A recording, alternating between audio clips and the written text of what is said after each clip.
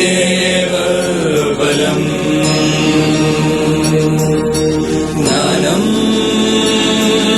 अनन्तम् ज्ञानं परमं ध्येयम् सा विद्याय विमुक्तये विद्या ददाति विनयम्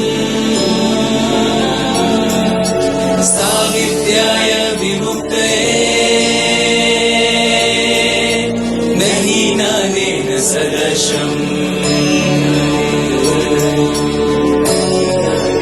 Afternoon and warm welcome to the eminent speaker, CA Jignesh Parikh sir, convener Shri Vari Sisani sir, respected past presidents, office bearers, committee members, seniors, and all delegates present here. Today we all gathering for the first day of Income Tax and GST lecture seminar in a physical mode.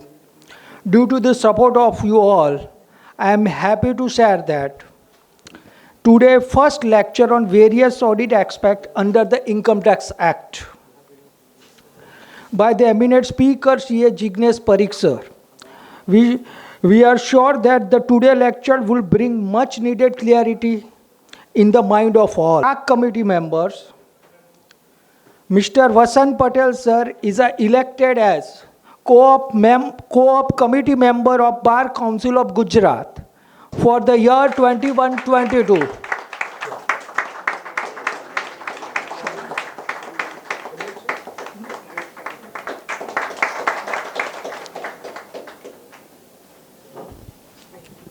I would request TAC committee member Anil Timbadia to felicitate eminent speaker CA Jignesh Parikh sir with a bouquet.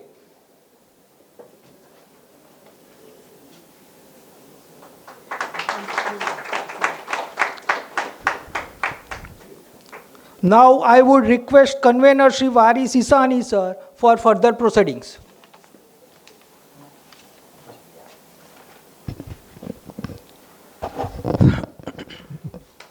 Thank you Pratikbhai. Good afternoon to everyone.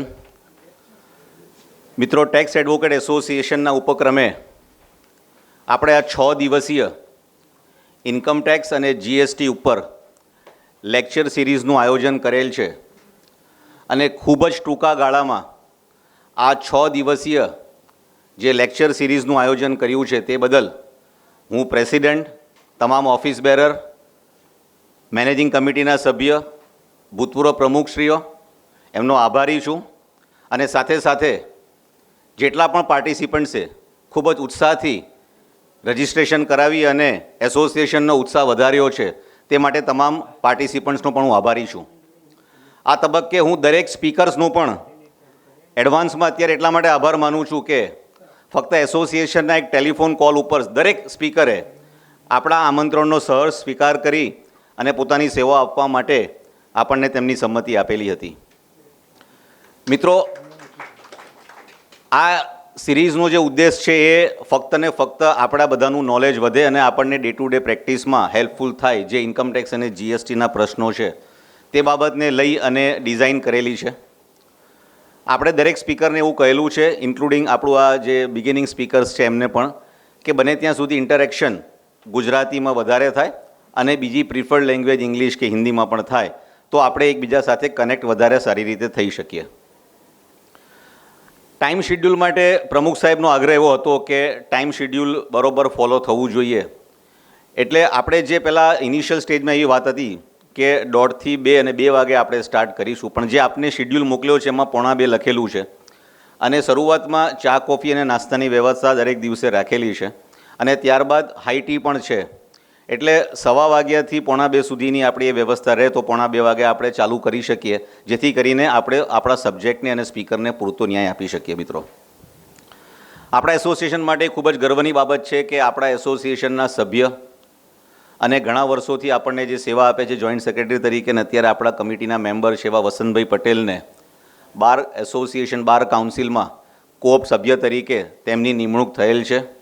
અને કદાચ taxation ફિલ્ડના ઇતિહાસમાં આ પહેલો એવો બનાવ હશે કે જેમાં આવા ટેક્સેશનના વ્યવસાય સાથે સંકળાયેલા કોઈપણ એડવોકેટને આમાં સ્થાન મળ્યું હોય. તે માટે એસોસિએશન આપને ખૂબ ખૂબ શુભેચ્છાઓ આપે છે વસંતભાઈ, અને અમારો સંપૂર્ણ સાથ અને સહકાર છે આપને, અને આપ આગળ પણ ખૂબ જ ઊંચા સોપાન આમાં સર કરો એવી અમારી શુભેચ્છાઓ છે. મિત્રો, આજના speaker Jigneshbhai, he is a practicing charter accountant since last 11 years practicing in the field of direct taxation. Patel and Jesalpura કંપનીમાં પાર્ટનર છે, અને ઓડિટ કોર્પોરેટ હોય, નોન કોર્પોરેટ હોય, બેન્કિંગ ઓડિટ એમાં ખૂબ જ બહોળો અનુભવ છે. પોતાની વ્યવસાયી કાર્યદક્ષામાં મેનેજમેન્ટ કન્સલ્ટન્સી સાથે સાથે ઓડિટને રિલેટેડ જે કંઈ પણ ઇશ્યુઝ છે તેમાં ખૂબ જ ડ્યુ ડિલિજન્સના જ્યાં પણ વાત આવે આ બધી પ્રેક્ટિસમાં પોતાની સેવાઓ આપી રહ્યા છે. ICDS એકાઉન્ટિંગ સ્ટાન્ડર્ડ એમાં ખૂબ જ ઊંડો અભ્યાસ એમણે કરેલો છે, અને મિત્રો 2016-17 અને 2019-20 બે વાર એમને બેસ્ટ આર્ટિકલ ડાયરેક્ટ ટેક્સેશન માટે ઇન્સ્ટિટ્યૂટ તરફથી એવોર્ડ મળેલા છે. આપણી જે વેસ્ટર્ન બ્રાન્ચ છે ઇન્સ્ટિટ્યૂટની, એના ડાયરેક્ટ ટેક્સ કમિટીમાં 2 વર્ષ કોઓપ સભ્ય તરીકે રહ્યા છે, 2017-18માં અને 2020-21માં, 19-20માં, if I am not mistaken. મિત્રો, એમને 2020 સપ્ટેમ્બરમાં એપ્રિસિએશન સર્ટિફિકેટ મળેલું છે ઇન્ડિયન લો સર્વિસ સોસાયટી તરફથી ડાયરેક્ટ ટેક્સેશનના ફિલ્ડમાં જે રીડિંગ મટીરિયલ એમણે તૈયાર કરેલું હતું એના માટે. અને આજે આપણને આપણા speaker various aspects of audit માટે આપણને બધાને ખૂબ જ રસપ્રદ માહિતી આપવાના છે. એવા આપણા આજના સ્પીકરને હું આપ સમક્ષ રજૂ કરતાં ખૂબ જ આનંદ અનુભવું છું. And I invite the speaker to deliver the talk on the subject of various aspects of the audit under the Income Tax Act. Sir, your time is almost 60 to 75 minutes, including a question answer sessions. પહેલો 60 minute કદાચ એકાદ કલાક આપણા speaker સાહેબનું presentation રાખીશું. જે કંઈ પણ આપના સવાલો હોય, જો આપને લખીને જે આપણને ચીટ આપી છે એમાં મોકલી આપજો, અથવા તો એમનું ડેલિબ્રેશન પતે પછી આપણે 15-20 મિનિટથી અડધો કલાકનો સમયગાળો પણ એના માટે રાખેલો છે. એટલે આપના જે કંઈ પણ સવાલો હોય અને ટ્રાય ટુ ફિલ ઇટ. આપણે ઇન્ટરેક્ટિવ સેશન્સ અને એકબીજાને એ રીતે કનેક્ટ કરીશું કે જ્યારે આપણે કોઈ સ્કૂલના ક્લાસરૂમમાં ભણીએ છીએ એ પ્રમાણે જ આપણે ભણીશું સાહેબ. Thank you. Respected President Sir, respected Vice President Sir, all respected Managing Committee members, and all the members present here. At the outset, I convey my sincere thanks for allowing me to present my views on this interesting and important topic. Whenever I start a talk, I normally start a talk with a note that after becoming a chartered accountant, we get opportunity to learn only in 2 circumstances. બે જ પરિસ્થિતિઓમાં ભણવાની તક મળે છે. એક પરિસ્થિતિ એ જ્યારે અમને લેક્ચર આપવા માટે ઇન્વાઇટ કરવામાં આવે, અને બીજી પરિસ્થિતિ એ જ્યારે ક્લાયન્ટને સોકોઝ નોટિસ આવે. અને વી હેવ ટુ એક્સેપ્ટ દેટ કે ઘણા બધા પ્રોવિઝન્સ આપણે ક્લાયન્ટને સોકોઝ નોટિસ આવ્યા પછી સારી રીતે અને વધુ સિરિયસનેસથી ભણેલા છીએ. As a matter of fact, આજનો જે ટોપિક મારે ડીલ કરવાનો છે, applicability of audit, interplay of 44AB and AD, let me acknowledge upfront કે જ્યારે મેં આ ટોપિક ઉપર 2017 માર્ચમાં પહેલી વખત અમદાવાદ બ્રાન્ચમાં લેક્ચર આપ્યો હતો, ત્યારે during the course of the session itself મેં મેમ્બર્સને કહ્યું હતું કે while preparing for the topic I realised કે મેં કેટલા રિટર્નો ખોટા ભર્યા છે. So what I M trying to tell you that whenever an opportunity is given to deliberate on any subject, of course any topic of our allotted subject, then it should definitely be grabbed, because it not only helps us, and I mean it not only empowers us to present and express ourselves more confidently, but also in a more efficient and effective manner. અને આ જરૂરી વધારે કેમ છે? કારણ કે હવે આપણે we are entering into a faceless regime. So we have a limited time, so we have to ensure that we can make best use of that particular time, કે 30 મિનિટ 45 મિનિટમાં જ તમારે પ્રેઝન્ટેશન પૂરું કરવાનું છે before the authority, when we can get N opportunity four video conferencing. So that's why it is very important, and any such kind of an opportunity is always welcome. So once again, I thank the association for trusting me and allowing me to present the views on this important topic. Now coming to the topic proper. The topic proper is audit. એટલે maintenance of books of accounts અને tax ઓડિટની આપણે ચર્ચા કરવાની છે. સૌથી પહેલાં તો અહીંયા કયા કયા સેક્શન્સ ઉપર આપણે ડીલ કરીશું? વી would be dealing with section 44AA, V would be dealing with section 44AB, section 44AD and ADA, and if time permits AE as well. And most importantly, the interplay between 44AB and AD. Correct? So we will be dealing with those sections. And in between, tamari jo koi pan queries hoy, you can pause me and you can raise your queries immediately. So immediately a query no solution house. So we'll go section by section so that we can have a clarity. The first thing that we are taking up is section 44AA. Section 44AA શું વાત કરે છે? Section 44AA talks about maintenance of books of account. Now, if I talk about section 44AA section 44A subsection 1, right? Now, it talks about specified profession. એમાં શું લખ્યું છે? એક assessee જે accounting, legal, medical, engineering, architectural, interior ડેકોરેશનના પ્રોફેશનમાં છે અથવા બીજા કોઈ નોટિફાઈડ પ્રોફેશનની અંદર છે, એને બુક્સ ઓફ એકાઉન્ટ્સ મેન્ટેન કરવા પડશે, રાઈટ?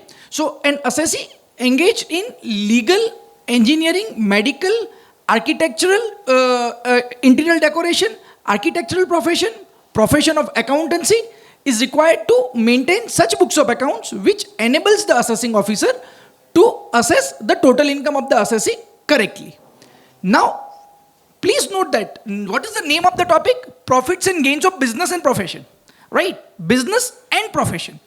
અહીંયા કોની વાત કરી? Only specified profession. Section 44AA subsection 1 talks about only specified profession. એટલે હવે જો આને વધુ એનાલાઇઝ કરવું હોય તો એવું થાય કે business chapter is PGBP in a lighter note. 2 parts, business profession. Profession, 2 parts, specified profession and non-specified profession. If I read now 44AA1, તો આ પરિસ્થિતિ મારી આવીને અહીંયા ઊભી રહી. So 44AA1 only talks about specified profession. It does not talk about a non-specified profession. Now 44AA2 speaks about business and profession not specified above. मतलब business and non-specified professions are covered under 44AA2, right? તો આ distinction કેમ જરૂરી છે? એ એટલા માટે કારણ કે જ્યારે આપણે 44AB AD ની ઇન્ટરપ્લે જોઈશું એ વખતે આ ડિસ્ટિંક્શનની ક્લેરિટી ઘણી જરૂરી છે.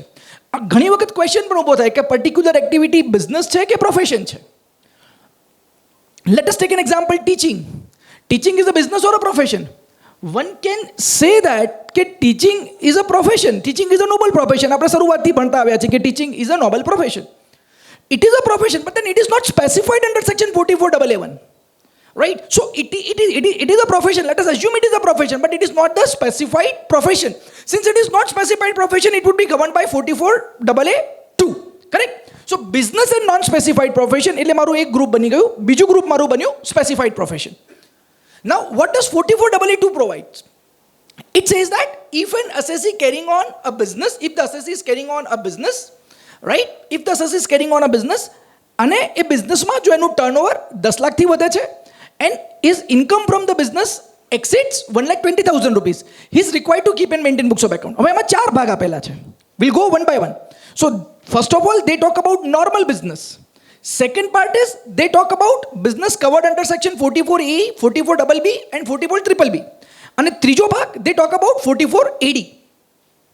Please be with me. Whenever you think that I'm going in a speed, please stop me. 44AA2 પહેલો પાર્ટ, એ પહેલો અને બીજો પાર્ટ, એમાં બે ભાગમાં શું છે?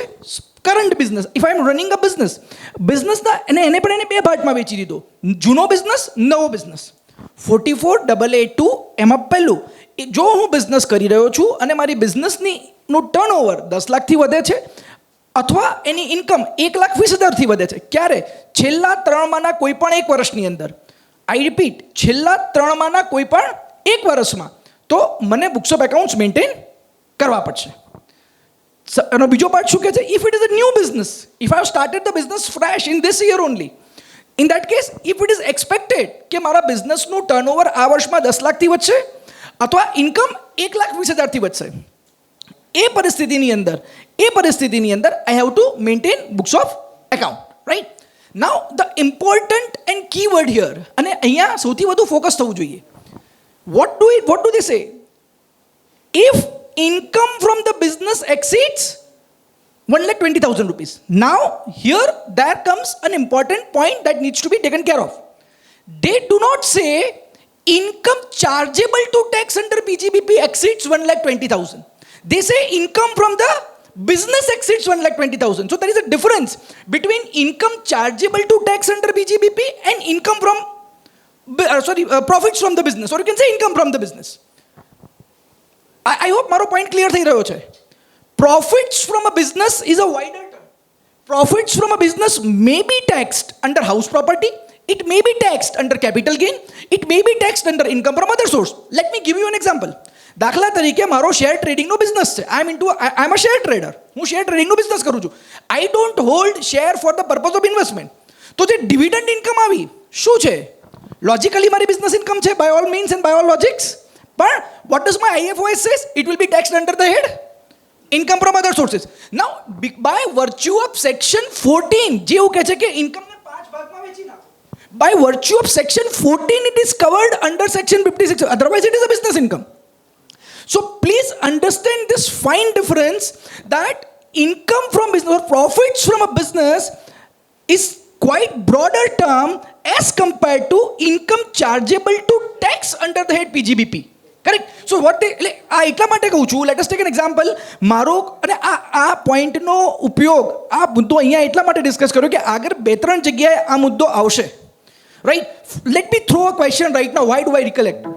પાર્ટનરશિપ ફર્મમાં પાર્ટનરનું રેમ્યુનરેશન આપણે કાઉન્ટ કરીએ છીએ, તો એમાં ઇન્ટરેસ્ટ ઇન્કમ એડ કરવાની કે નહીં કરવાની? Should I take net profit as per profit and loss account minus interest on FD?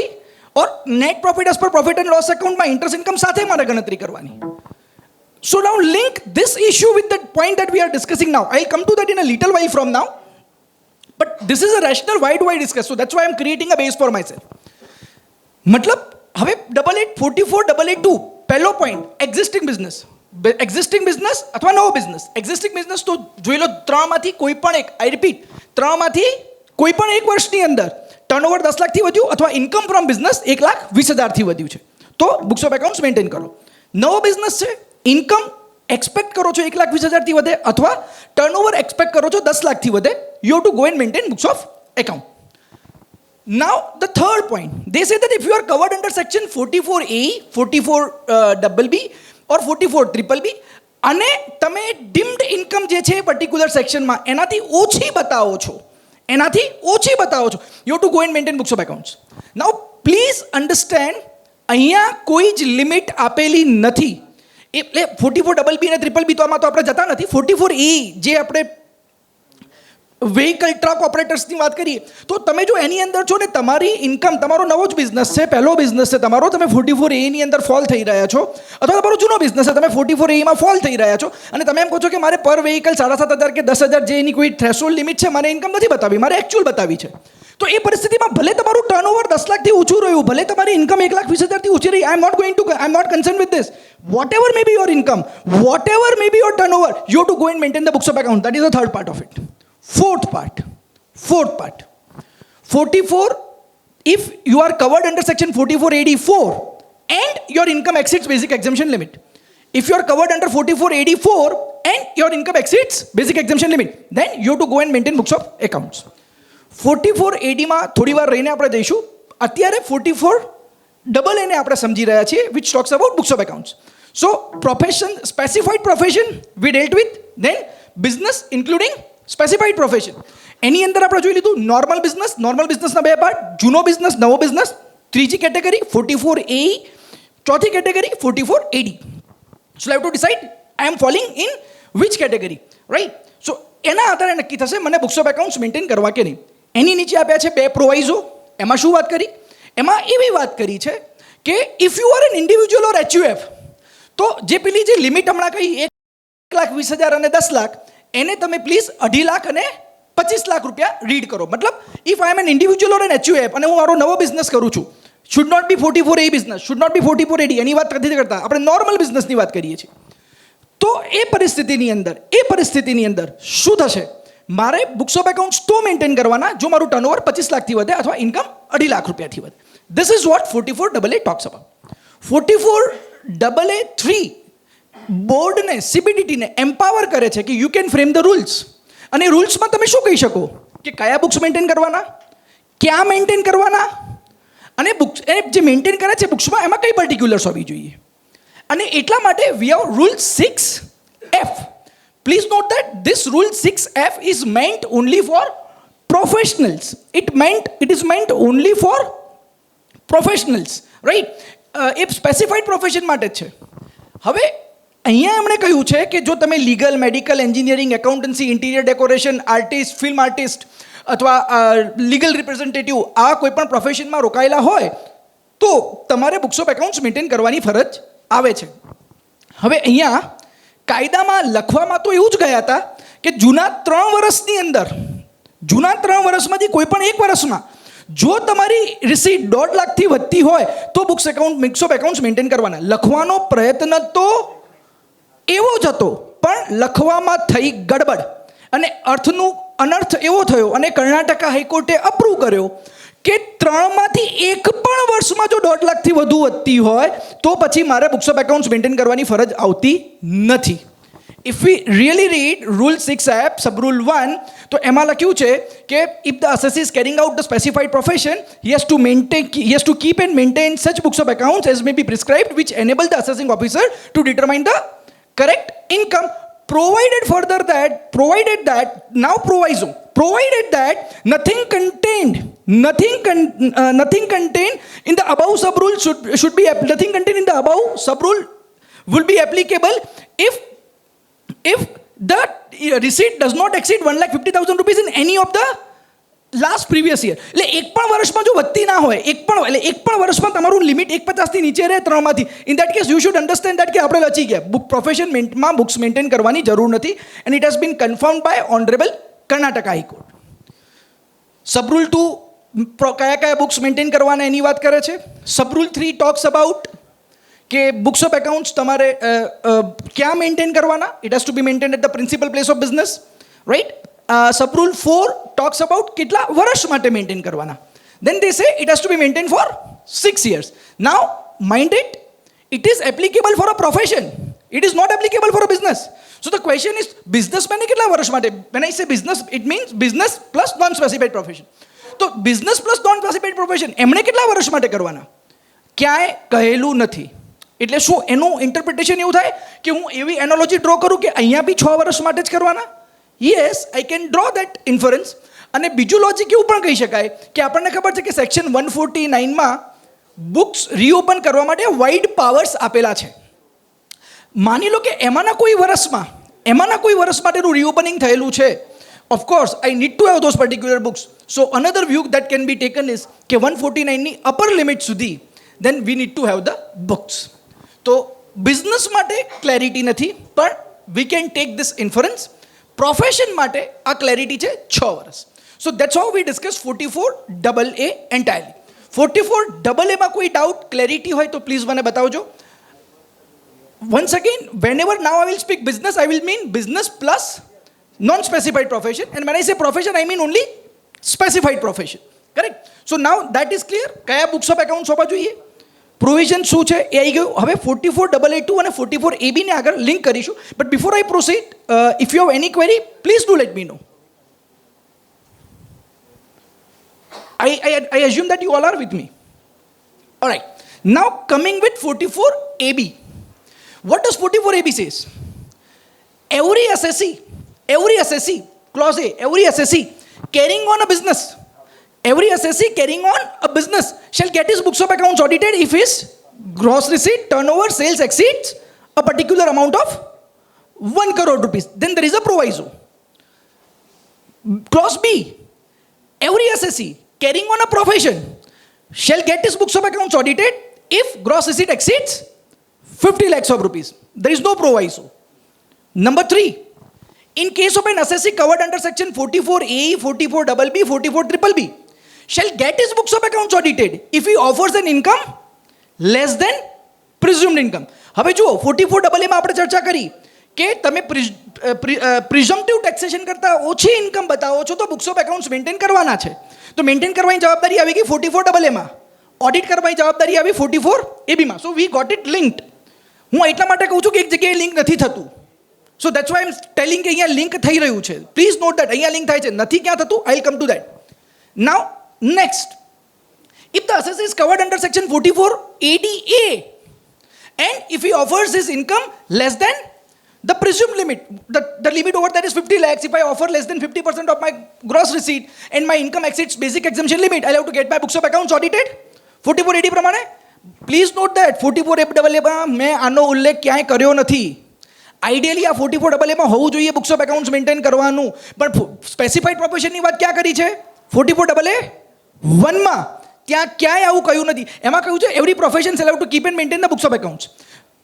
એના માટે રૂલ 6F આવ્યો. રૂલ 6Fમાં શું કહ્યું? You to co and maintain books of accounts. Limit આપી 1.5 લાખ રૂપિયાની, પણ જો 3માંથી એક પણ વર્ષમાં ઇન્કમ ના વધતી હોય જૂના, તો એ વખતે મારે મેન્ટેન કરવાની જરૂર નથી. એટલે અહીંયા goof off એક નાનકડું થયું છે, but then we don't go with that particular goof off. This is just to highlight કે એક નાનકડું અહીંયા લેક્યુના છે. But any which ways doesn't make a bigger difference. But then જ્યારે આપણે સેક્શન લિંક કરી રહ્યા છીએ સમજવા માટે, તો એક જસ્ટ એકેડેમિક ક્લેરિટી જરૂરી છે. પ્રેક્ટિકલી એનું ઇમ્પ્લિકેશન નહીં આવે, કારણ કે લોજિકલી તમે સમજો કે મારી 6 લાખ રૂપિયાનું, late us take an example, મારું પ્રોફેશનલ રિસીટ છે, 50% મને 3 લાખ રૂપિયા બતાવવા પડે.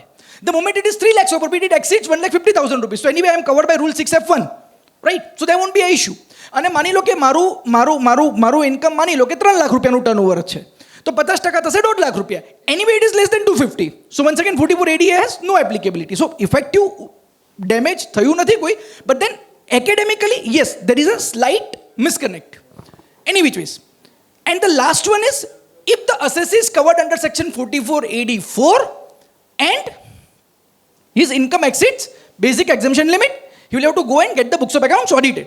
44AA માં જોયું, he has to maintain books of accounts. Now he has to audit here.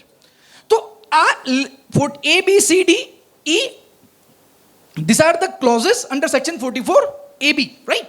હવે આને અહીંયા ઇશ્યુ અહીંયાથી બધા શરૂ થાય છે. પહેલો point, I have to get my books. Now we will start with the case studies so that you can have complete clarity. And તમારે પાસે કોઈ પણ permutation combination હોય, feel free to throw immediately, right? Let us take an example. I am carrying out a business. My turnover in a business is 80 lakhs. For a time being, હું presumptive taxation ને અડતો નથી, because we have not yet entered into presumptive taxation. એટલે હજુ સુધી presumptive taxation આપણા સિલેબસમાં નથી. My turnover is 80 lakhs in a business. My turnover in a profession is 40 lakhs. Am I supposed to get the books of accounts audited? My precise question is, અહીંયા આ બંને ટર્નઓવરને mingle કરવાનું કે single રાખવાનું? 80 + 40, 1 crore 20 lakhs કરવાનું, કે 80 અને 40 બંને 1 કરોડ ને 50 લાખ બંને પોતપોતાની લિમિટથી નીચે છે? What am I supposed to do?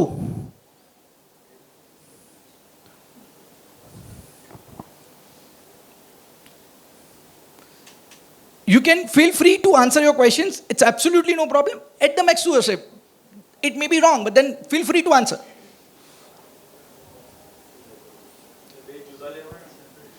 બંને અલગ લેવાના, કારણ કે બંનેની લિમિટ્સ અલગ અલગ છે. 80 lakhs 1 કરોડથી નીચે છે, 40 લાખ 50 લાખથી નીચે છે, બંનેની લિમિટ અલગ છે, મારે ભેગા કરવાના નથી. Let us now see, we are starting with vanilla and then we have to go to cassata. સાહેબ, આપણા ટેક્સ સ્ટ્રક્ચરની એવી, વિથ ડ્યુ રિસ્પેક્ટ, એવું કહી શકાય કે our taxation structure is the second most complicated creature of the world.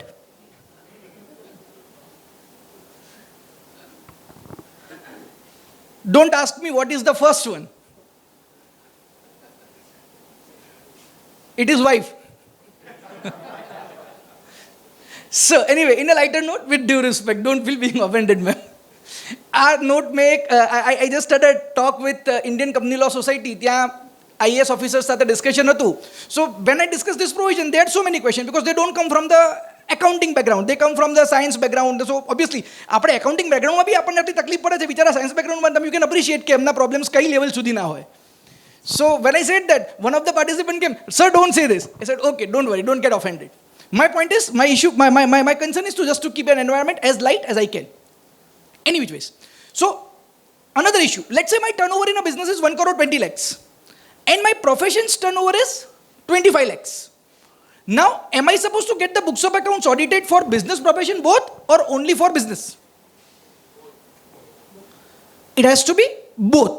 અને આ view ICAI institute of chartered accountants of India એની ગાઈડન્સ નોટ 2014ની ગાઈડન્સ નોટમાં એમણે કન્ફર્મ કર્યું છે કે જો મારું બિઝનેસનું ટર્નઓવર વધી ગયું તો મારે બંનેનું ઓડિટ કરાવવું ફરજિયાત છે. બિઝનેસ પ્રોફેશન બંનેનું ઓડિટ કરાવવું ફરજિયાત છે, right? I cannot tech a view that કે હું પ્રોફેશનના કેસમાં 44 ADAમાં હું 50% બતાવી દઉં સ્પેસિફાઈડ પ્રોફેશનમાં તો મારે એનું ઓડિટ કરવાની જરૂર નથી. No, that view cannot be taken. Business profession બંનેનું ઓડિટ કરાવવું ફરજિયાત છે. That takes me to a third issue. Let us say I am a partnership firm and I am drawing remuneration from a partnership firm. મારી partnership firm છે અને હું એમાંથી રેમ્યુનરેશન લઉં છું. લેટ અસ સે એ રેમ્યુનરેશન મારું 50 લાખથી વધી ગયું, correct? Because my firm is a CA firm, so a specified profession, and now I am getting a remuneration which is more than 50 lakhs. The question is, મારે મારું ઓડિટ કરાવવાનું? I hope my question is getting clear. Right? તો મારે મારું audit કરાવવાનું? All are saying no. Anybody saying yes? You say yes, sir? Okay. We had a Calcutta ITAT decision in the case of a chartered accountant only, drawing a remuneration from a firm, and Honorable Calcutta ITAT had taken a view that books of accounts are required to be audited because the chartered accountant is a professional, he has got COP, he is carrying out profession, so that is required. So the, what you can say, એને audit કરાવવું પડે and then he was visited to the penal consequences. Of course, I guess penalty આમાં નથી લગાવી, if I am not mistaken, saying that it is a debatable issue. That's okay. But then they say that audit કરાવવું પડે. અને Calcutta ITAT ના એક નહીં, આવા બે જજમેન્ટ છે. But nothing is to bother about. Now we have Madras High Court judgment saying that it cannot be a case. એટલે એમાં એવું થયું કે હવે આપણામાં તો એવું છે કે કોઈ ITAT કે કોઈ ડિસિઝન આવે then we are very creative people. We find out a way and we go a step ahead.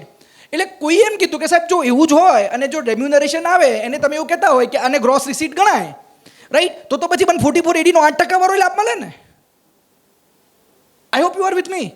જો તો 8%, એટલે પહેલાં કીધું કંઈ નહીં સાહેબ, આપણે 50 લાખના 8% કે 50%, વોટ એવર. એને કીધું જે બી મારું રેમ્યુનરેશન થયું એના 8% હું લઈ લઉં છું. એટલે એને તો એનો મેટર અલગ હતો. એને એ જજમેન્ટનો ઉપયોગ કર્યો કે ગમે તે, એ એક સ્ટેપ આગળ વધ્યો અને કીધું કે મારું જે રેમ્યુનરેશન આવ્યું it is my gross receipt, એના 8% એ જ મારી ઇન્કમ વાર્તા પૂરી થઈ ગઈ. So Madras high court has said that no, this cannot be a case. The business is being carried out by a partnership firm. Business has not been carried out by a partner. So whatever you are drawing is a remuneration. It cannot be considered as your gross receipt or turnover. So you cannot take the advantage of 44 AD and you cannot go with 8%. એટલે મતલબ એવો થયો કે જો હું 8%નો હવે ઊંધું વિચારો, જો હું 8%નો લાભ ના લઈ શકું તો એ ગ્રોસ રિસીટ કે ટર્નઓવર ના ગણાય. જો ના ગણાય તો ઓડિટ કરવાની જરૂર નથી આવતી, right? So we have that particular decision. Madras હાઈકોર્ટનું 2020નું આનંદ કુમારના કેસમાં આ નિર્ણય લેવામાં આવેલો છે. નાઉ આ તો ચલો મદ્રાસનું હતું, પણ દેન આપણને ખબર છે કે આપણે અહીંયા ગુજરાતની અંદર ઓફકોર્સ મદ્રાસ હાઈકોર્ટના જજમેન્ટનો બાઇન્ડિંગ ફોર્સ છે, સવાલ જ નથી. કારણ કે if there is no contrary judgment of any other high court, then obviously the authorities are supposed to go with the Madras High Court. We have Godavari Sarab which says that કે જો બીજા કોઈ હાઈકોર્ટનું contrary decision ના હોય તો જે હાઈકોર્ટનું favourable decision છે અધર હાઈકોર્ટનું તમને એપ્લિકેબલ થાય. But then it is better કે આપણે ગુજરાત હાઈકોર્ટનું કંઈક આમાં મૂકીએ તો સારું રહે. We have one Gujarat high court decision. I just નામ મારાથી સ્કીપ થઈ ગયું છે, પણ એ ગુજરાત હાઈકોર્ટના ડિસિઝનની અંદર એમણે કહ્યું કે પાર્ટનર એ 147નું મેટર હતું. એમાં એમણે એવું કહ્યું કે partner and partnership firm are two separate. As per partnership act, partner and partnership firm are same, but so far as income tax act is concern, partner and partnership firm are separate. જો બંને separate જ છે અને તમારું 44AB it starts with what language? Every person, every assessee carrying on a business. Who is carrying on a business? Partnership firm. So even applying this analogy as well, 44AB અહીંયા applicable ના થાય. So we can take these two analogies and we can apply Madras High Court and we can come out of this કે એમાં audit ના લાગુ. બીજો issue એવો આવે છે, લેટ અસ સે ધેટ મારું બિઝનેસનું ટર્નઓવર 80 lakhs છે અને I have agricultural income, agricultural business પણ છે મારો. Just I am an agriculturalist and my agricultural income is 30 lakhs. તો 80 + 30 કરવાના નહીં કરવાના? I hope my question is clear. Reason being? Sorry? Right. હા, let us assume કે એગ્રીકલ્ચર ઇન્કમ નહીં, એટલે મારું ગ્રોસ ટ્રેડિંગ જ મારું 30 લાખ રૂપિયાનું છે. I have grown crops and I am selling it for 30 lakhs. I have grown crop selling for 30 lakhs અને મારો ખર્ચો કાઢતા મને 20 લાખ રૂપિયા મળ્યા. Let us assume. So income 20 lakhs and gross receipt 30 lakhs. So 80 + 30 કરવાનું નહીં કરવાનું? The income itself is exempt from tax. When income itself is exempt from tax, there is no need to add it. But please note that જ્યારે આપણે વાત કરી છે how to compute it, we have to compute it as if it is a business income. એટલે 30 લાખ રૂપિયા gross receipt, એમાંથી મારા ખર્ચા થાય, નેટ ઇન્કમ રહી 20 લાખ રૂપિયા. So agricultural income is in this example is 20 lakhs only. પણ 30 લાખ રૂપિયા એડ કરવાની જરૂર નથી. All right, coming to a next issue. ટ્રસ્ટના કેસમાં 44AB આવે કે ના આવે?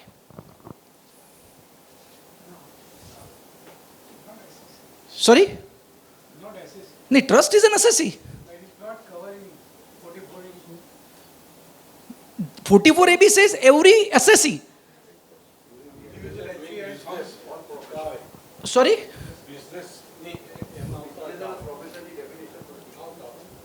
Alright, let us go with one by one each argument. સાહેબનો પોઈન્ટ એવો છે કે assessee, તો assessee means ડેફિનેશનમાં પર્સન આવશે. પર્સનની ડેફિનેશનમાં કોણ આવશે? Individual, HUF, AOP, BOI, artificial judicial person. Sir, trust કોણ છે? Trust is an AOP. There are various categories of AOP. કઈ category? Private trust is an AOP. Public trust is an AOP. Mutual association is an AOP. Cooperative society is an AOP. Society registered under Cooperative Societies Act is an AOP. Oral trust is an AOP. Right? તો આ AOP માં fall થાય. મતલબ when I say every assessee, the trust gets covered when I say every assessee. I hope this point is getting clear. Right? Now going a step ahead. એક point એવો આવ્યો કે એ business કરે છે. See, if the trust is carrying on a business which is incidental to the attainment of the object of the trust, then he has to keep and maintain separate books of accounts for that particular business. એ બિઝનેસના જો separate book of account રાખેલા છે અને બિઝનેસનું turnover માની લો કે તમારું 1 કરોડથી વધી ગયું, તો તમારે ઓડિટ કરાવવું પડે. રાઈટ? ક્લિયર છે sir?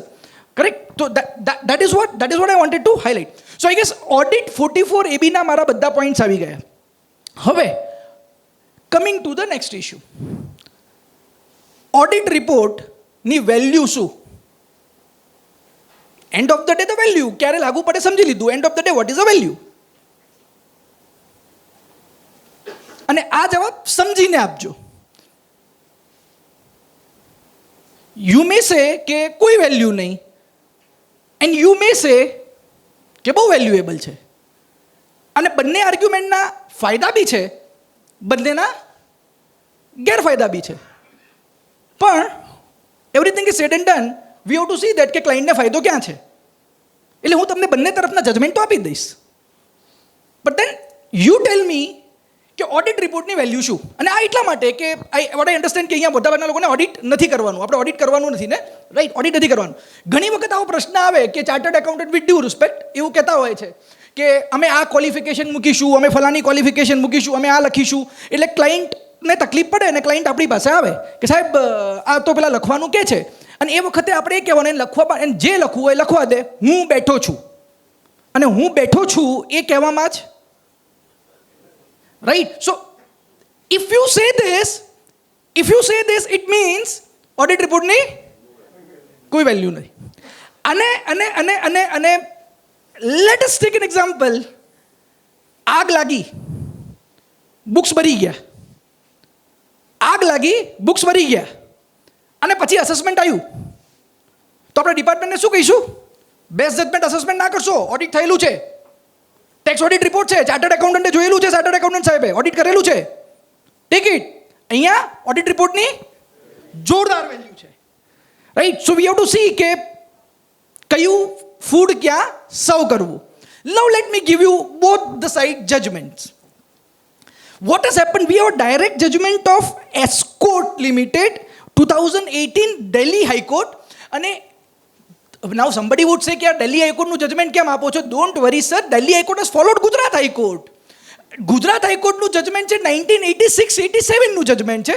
So it is a older judgment, but that has been the good part is that has been followed by Delhi high court. અને એ જજમેન્ટ ખન્ના સાહેબે લખ્યું છે. ખન્ના સાહેબનું એટલા માટે કહું છું લખ્યું છે કે he then became a supreme court જજ. Then you can understand the value of that judgment. એમણે એમ કહ્યું, હવે એ કેસમાં એવું હતું કે ચાર્ટર્ડ એકાઉન્ટન્ટે એમ કહ્યું કે this are prior paid expenses and this being prior paid expenditure એ ડિસઅલાઉ થશે. એટલે એમણે પ્રાયર પેડ એક્સપેન્ડિચર વાળા કોલમની અંદર જે તે અમાઉન્ટ લખી નાખી. And now C Y it is important કે ઘણી વખત ટેક્સ ઓડિટ રિપોર્ટમાં આપણે કોઈ અમાઉન્ટ લખીએ છીએ અને સ્ટ્રેટ વે 143 વડનું ઇન્ટિમેશન આવી જાય છે અને એમાં એડ થઈ જાય છે. અને પછી વ્યૂ એવો કે ટેક્સ ઓડિટરે લખેલું છે, ટેક્સ ઓડિટ રિપોર્ટમાં છે, એટલે અમે તો નહીં જ કાઢીએ. You are left with no choice. તો અહીંયા એસ્કોર્ટ લિમિટેડ તમને સ્ટ્રેટ વે કામ આવશે. તમે કહી શકો છો કે ભાઈ ચાર્ટર્ડ એકાઉન્ટન્ટે પોતાનો ઓપિનિયન આપ્યો છે.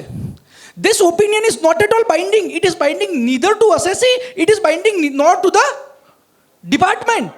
કોઈને બાઇન્ડ નથી કરતું. અને જ્યારે આઈટીએટીએ એ પર્ટિક્યુલર કેસમાં ફેક્ટ્સ ચેક કરીને ફાઇનલી કહ્યું કે it is not a prior paid expenditure, then what would prevail is ITAT. Chartered એકાઉન્ટન્ટનો ઓર્ડર અહીંયા પ્રિવેલ કરશે નહીં. So I hope this is getting clear. તો જે જગ્યાએ 143(1) આવ્યું છે જ્યાં તમારે અપીલ કરવાની આવી, ત્યાં તમે ટેક્સ ઓડિટ રિપોર્ટના આ બેઝ ઉપર, આ જજમેન્ટના બેઝ ઉપર તમે અહીંયા કહી શકો છો કે what would prevail is the correct fact. ઘણી વખત એવું થાય કે કોઈ let us take an example, I have incurred an expenditure. Now chartered accountant sir is of the opinion that કે it is a capital expenditure, I would not allow it, I disallow it. But then assessee wants to claim it in his return of income. Problem શું થાય કે જેવું પેલા tax ઓડિટમાં લખ્યું એટલે 143(1) નું intimation આવે. હવે જો અપીલમાં જવું પડે તો this Escort Limited will come to your rescue, right? અને એ જે ગુજરાત હાઈકોર્ટના જજમેન્ટને ફોલો કર્યું છે એમાં તો ગુજરાત હાઈકોર્ટમાં તો બહુ ક્લિયર લખ્યું હતું. એણે લખ્યું હતું કે જો books of accounts accounting standard પ્રમાણે મેન્ટેન ના થયા હોય, એકાઉન્ટિંગ પોલિસી પ્રમાણે ના થયા હોય, તો ચાર્ટર્ડ એકાઉન્ટન્ટ ક્વોલિફાઈ કરે. ચાર્ટર્ડ એકાઉન્ટન્ટ ક્વોલિફાઈ કરે તો અસેસીને એના કોન્સિક્વન્સીસ ફેસ કદાચ કરવા પડે. પણ એનો અર્થ એવો નથી કે એનું ક્વોલિફિકેશન છે એટલે સીધું બેઝ જજમેન્ટ અસેસમેન્ટ કરી નાખવાનું. Please don't do this, please don't interpret like this. હા, અસેસીએ પ્રૂવ કરવું પડશે કે નહીં મારા ફેક્ટ્સ અલગ છે ને હું મારા ફેક્ટ્સમાં સાચો કેમ છું. He will have to prove it. There is no doubt. But then if he proves it, then you have to decide based on true fact. 1986-87 માં કદાચ જજમેન્ટ ગુજરાત હાઈકોર્ટનું હતું, which is followed by Escort Limited in this 2018 order. So that's why this judgment is important. અચ્છા, બીજું એક judgement છે જય એન્જિનિયરિંગનું. આ જજમેન્ટની અંદર એવું થયું કે books of accounts were lost due to flood. અને અસેસિંગ ઓફિસરે કીધું કે હું બેસ્ટ જજમેન્ટ અસેસમેન્ટ કરીશ. Here the court took a view that the books of accounts were audited and whatever points that you wanted to check, they are available in the tax audit report. Then you have to rely on the tax audit report. So અને એના પછી તો ઘણા બધા એવા આઈટીએટીના ડિસિઝનો આવ્યા, કારણ કે એના પછી તો અચાનક જ આગ લાગવાની ચાલુ થઈ ગઈ, અચાનક પૂર આવવાનું ચાલુ થયા, ચોરીઓ થવાની ચાલુ થઈ જજમેન્ટ આવ્યા પછી. પણ થાય, ઠીક છે, it's part of the game. But then what I'm trying to tell you is કે એ કલકત્તા આઈટીઆઈટીના ઘણા બધા ડિસિઝન્સ એ લાઈન ઉપર મળશે. But what I want to tell you here is that this is a judgment to be applied કે જ્યારે કંઈક કાંડ થઈ ગયું છે and we have to rescue our client, then we can apply this judgment. We cannot make a planning based on that judgment. No planning, we cannot advise anything based on that judgment. Yes, one can apply it if some damage has already been caused by someone else to someone else. But then, right? So that is 44AB. I guess I am done with 44AB ના જે મારા points હતા. એ જે તમારો point છે કે જે પ્રોવાઇઝો વાળો point, I'll come to that in a little while. I'll deal with that, right? So A 44AD સાથે હું ડિસ્કસ કરીશ કારણ કે એનો ઇશ્યુ ત્યાં આવશે. સો એઝ ઓફ નાઉ 44AB માં મારે જે પોઈન્ટ્સ કવર કરવા હતા એઝ ઓફ નાઉ એ આવી ગયા. તમારે 44AB પર સે કોઈ ઇશ્યુ હોય, please feel free to ask those questions to me. Then I'll start with 44AD.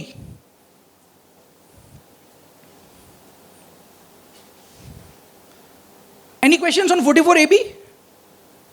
No questions right I can move at with 44AD alright હવે 44AD શું કહે છે 44AD સેઝ દેટ અહીંયા સુધી કોઈ પ્રોબ્લેમ નહોતો બિઝનેસ પ્રોફેશન બધું clear હતું we were living very happily and we were living very comfortably now 44AD came and then some twist started coming in 44AD આવ્યું 1994માં ઓરિજિનલી અને એ કેમ આવ્યું તો it is with an intention જ્યારે કોઈ પણ સેક્શન પહેલી વાર સ્ટેચ્યુટમાં આવે તો memorandum explaining provisions of the finance એક્ટને સમજવું જોઈએ અને CBDTનો સર્ક્યુલર સમજવો જોઈએ તો CBDTનો સર્ક્યુલર અને memorandum explaining provisions of the finance act એમાં હતું કે it is there with an intention to help the small assessees mind this language please pay attention to it they say that to help small assessees હવે આ વાક્યનું આ શબ્દનું શું મહત્વ છે small assessee I will come to that in a little while પણ નાના businessman નાના અસેસીને હેલ્પ કરવામાં ઉદ્દેશથી this section 44AD has now brought in to statute પહેલાં ખાલી કન્સ્ટ્રક્શન એન્ટિટીઝને એપ્લાય થતું હતું અને રિટેલર્સ માટે 44AF હતું એના પછી AF નીકળી ગયું અને AD આવ્યું correct as a matter of fact પહેલાં આપણી પાસે 44AC પણ હતું જો જૂના જે like the seniors here would agree with me કે પહેલાં 44AC પણ હતું that was on sale of liquor અને પરચેઝના અમુક પર્સન્ટેજ તમારે લેવાનું હતું but anyway now we don't have that so now 44AD હવે 44AD ટોક્સ અબાઉટ 6 સબસેક્શન છે અને સાહેબ 44AD ને સમજવાનો બેસ્ટ રસ્તો એવો છે કે તમારે ઊંધેથી સમજવાનું ચાલુ કરવું પડે સીધેથી જઈએ તો તકલીફ પડે એવું છે 44AD says that eligible assessee carrying out eligible business તો એને 44AD લાગુ પડે પહેલી clarity eligible assessee carrying out eligible business now who is an eligible assessee individual HUF partnership firm but it does not include LLP right so individual HUF and a partnership firm that they are eligible but they should be resident once again they should be resident acha they go ahead and they further say that if a person is carrying on a profession covered under section 44AA1 તો એ eligible અસેસી નથી મતલબ એક chartered accountant F&Oનો business જો કરે છે એક practising chartered accountant if is doing an F&O business then to the chartered accountant 44AD is not applicable if there is an advocate who is practicing before the courts or who is a legal consultant and if the advocate is doing an F&O business provisions of section 44AD are not applicable because he ceases to be an eligible assessee I hope you are with me right similarly eligible business શું છે eligible business means a business કે જ્યાં તમારું turnover 2 કરોડથી વધતું નથી બીજું eligible business કયો છે if it is not covered under 44E correct તો આ બે બિઝનેસને 44AD માંથી હજુ બહાર કાઢ્યા તો જો મારું ટર્નઓવર 2 કરોડથી વધી જાય છે તો હું એલિજિબલ બિઝનેસ નથી વાત પૂરી થઈ ગઈ જો હું 44E વાળા બિઝનેસમાં છું તો એ એલિજિબલ બિઝનેસ નથી now here they talk about eligible business હવે આગળ એમણે કહ્યું કે જો કોઈ અસેસીને કમિશન ઇન્કમ છે તો subsection 1 to subsection 5 will not be applicable meaning thereby જો મને 100 રૂપિયાની પણ કમિશન ઇન્કમ હોય તો હું 44AD માંથી બહાર right now somebody may come up with an observation કે આ વસ્તુ યાર માર્ચ મહિનામાં ખબર હોત તો ક્યાંકથી 100 રૂપિયા કમાઈ લીધા હોત હવે સપ્ટેમ્બર ઓક્ટોબર મહિનાની અંદર ગયા વર્ષ માટે 100 રૂપિયા કેવી રીતે કમાવાય then I would say that ki, sir, you can have income on a mercantile basis or a cash basis. Right? So you had an income of the last year. You received it now, but then it was income pertaining to last year. You can have commission income on a mercantile basis. So if I have a commission income, 44AD will not be applicable. Right? So now, keeping in view all those parameters, now let us discuss all cases, all permutation combinations one by one and see that whether audit would be applicable in a given set of circumstances or not. તમારી પાસે કોઈ case studies હોય, you can throw, we will discuss that or else I'll start one by one. First, let us say that, as I mentioned, Mr. X is a chartered accountant or Mr. X is an advocate. he has an income of 50 lakhs of rupees, or as a professional, let's say 40 lakhs of rupees as a professional, he has a gross receipt of 40 lakhs of rupees. એ 40 lakhsની ઇન્કમમાંથી એમને 18 lakhs એમની income થયો, 22 lakhs for a timing, let's say 22 lakhs of rupees is his income or 18 lakhs is his income from the profession. અને F&Oમાં he has burnt his hands. અને F&Oમાં loss થયો, let us say 15 lakh રૂપિયાનો. Now, is he required to get the books of accounts audited for an F&O business? I hope the case is becoming clear to you.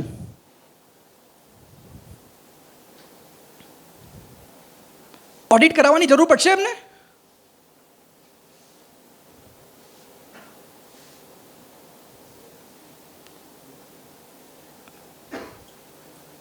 Since the assessee is a professional, advocate is a professional, since the assessee is a professional, then 44 AD is not applicable. He is not an eligible assessee.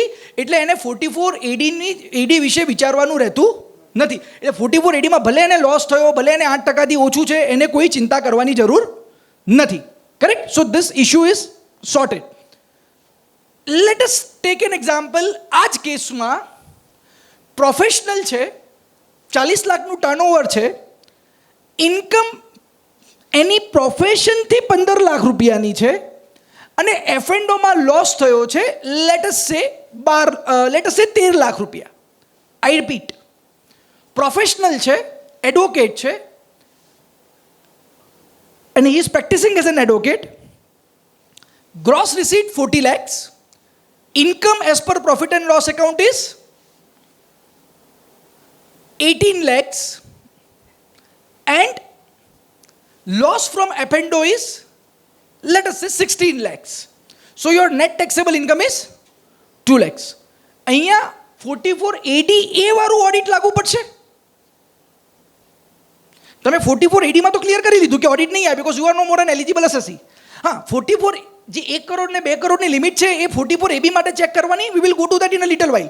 પણ અત્યારે assume કરીએ કે ભાઈ એની limit 1 crore કે 2 કરોડથી નથી વધતી, તો એ સિચ્યુએશન 1 કરોડથી નથી વધતી, તો એ સિચ્યુએશનમાં તમને 44 AB લાગુ નહીં પડે, AD લાગુ નહીં પડે, એ ક્લિયર થઈ ગયું. AB પણ લાગુ નહીં પડે, AB ક્લિયર થઈ ગયું. એટલે ઓડિટની વાત તો અહીંયા આવતી નથી so far as business is concern. પ્રોફેશનની વાત કરું છું. અહીંયા પ્રોફેશનમાં ઓડિટ આવશે એડીએમાં બીકોઝ યુ આર અવેર કે 50%. સોરી, પ્રોફેશનનું આવે 40 lakhs રૂપીઝ આવી ગઈ. એટલે બુક્સ ઓફ એકાઉન્ટ્સ મેન્ટેન કરવાવાળી વાત આવે. એટલે હવે તમે જે કીધું એ પ્રમાણે let's start with the fresh things.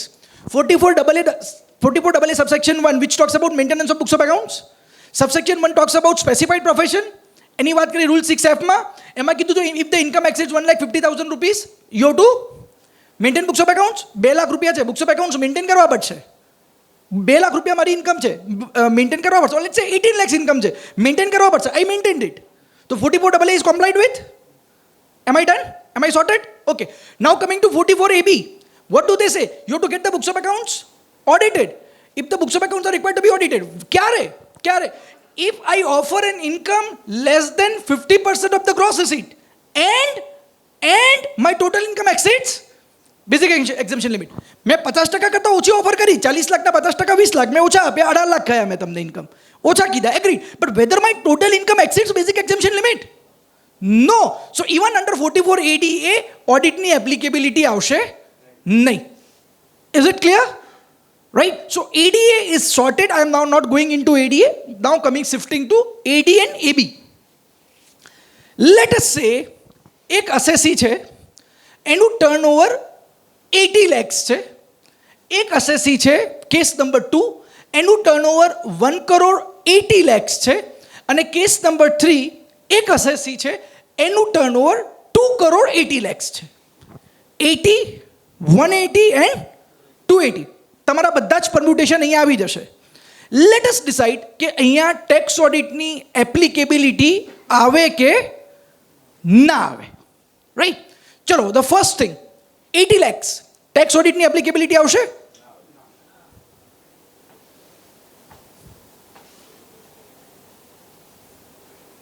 So confident answer, ના આવે. એનીબડી સેઇંગ કે આવશે? યસ સર, આવશે. How would you say that? Sorry હા ઓકે ઓકે સાહેબનું કેવું એવું છે કે 80 લાખ રૂપિયાનું તમારું ટર્નઓવર છે પણ 8% કરતાં કે 6% કરતાં ઓછો પ્રોફિટ તમે ઓફર કરો તો એ સિચ્યુએશનની અંદર ઓડિટ ફરજિયાત કરાવવું પડે. સાહેબનો પોઈન્ટ એવો છે. ઓકે ચલો એમાં આપણે આગળ વધીશું એ પોઈન્ટ ઉપર. So I just wanted that input. Will proceed further. Any other view? Can somebody say that કે 8% કરતાં ઓછો પ્રોફિટ હોય તો બી ઓડિટ ના આવે?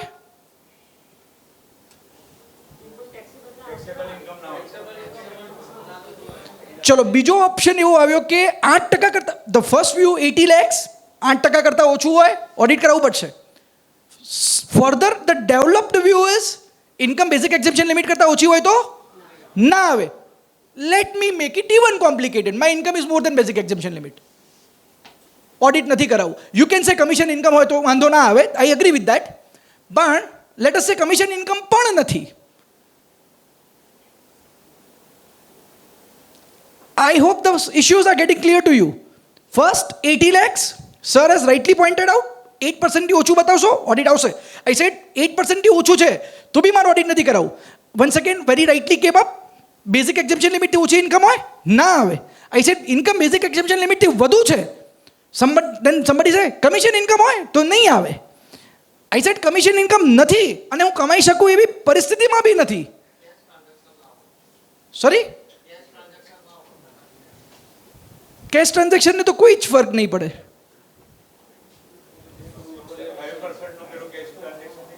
કયું? એ તો 1 કરોડથી ઉપર હોય તોની વાત છે. એ તો 1 કરોડથી ઉપર એટલે જ મેં લીધું ને. 80 180 ને 280 એટલા માટે જ કર્યું. એટલા માટે 80 180 ને 80 લાખ તો 1 કરોડથી નીચે 1 કરોડથી ઉપર હોય તો જ જોવાનું છે. એ તો 44 ની લિમિટ ઓરિજિનલ 1 કરોડ છે. કન્ડિશન સેટિસ્ફાઈ થાય તો 10 કરોડ સોરી અને 44 ની 2 કરોડ છે. અને એટલે તો 1 કરોડ ને 2 કરોડમાં ગડબડ છે કે એ ડીમાં જવું કે એ બીમાં જવું. Right. But right now I M just into 80 lakhs. Yes sir. Sir clear થઈ રહ્યો છે point? Yes sir please. 80 lakhs of rupees શું કરવાનું? સર 44AD સબસેક્શન 4 સૌથી અગત્યનું સૌથી મહત્વનું 4. Now how does it read? Let me read 4484. When an eligible assessee, I hope I'm audible. When an eligible assessee declares profit for any previous year in accordance with the provisions of this section and he declares profit for any of the 5 assessment year relevant to the previous year succeeding such previous year not in accordance with the provisions of this subsection 1, he shall not be eligible to claim benefit of this provisions. Now let us read it again. What does it say? When an eligible assessee declares profit for any previous year in accordance with the provisions of this section and he declares profit for any of the 5 assessment years relevant to previous year succeeding such previous year not in accordance with this section. मतलब एक बार आ section ની મજા લીધી અને પછી કીધું કે હવે નહીં તો પ્રોબ્લેમ શરૂ થાય છે. So when I said 80 lakhs, if you say कि हमारू business નું પહેલું જ વર્ષ હતું તો then it is an option whether to go with 4480 or not to go with 4480. પહેલા વર્ષમાં મેં 4480 નો લાભ લીધો. પહેલા વર્ષે મેં કીધું મારે બુક્સ ઓફ 4480 નો લાભ એટલે શું? લાભ એટલે બુક્સ ઓફ એકાઉન્ટ્સ મેન્ટેન નથી કરવા. લાભ એટલે મારે એડવાન્સ ટેક્સ નથી કરવો. બધો 15 માર્ચ એક સાથે ભરીશ. આના લાભ છે. બુક્સ ઓડિટ નથી કરાવવું. આના લાભ છે. અને તમે કહો છો કે હું 8% કે એનાથી વધારે જેવી કોઈ ઇન્કમ નથી હશે બતાવી દઈશ. Late us take an example.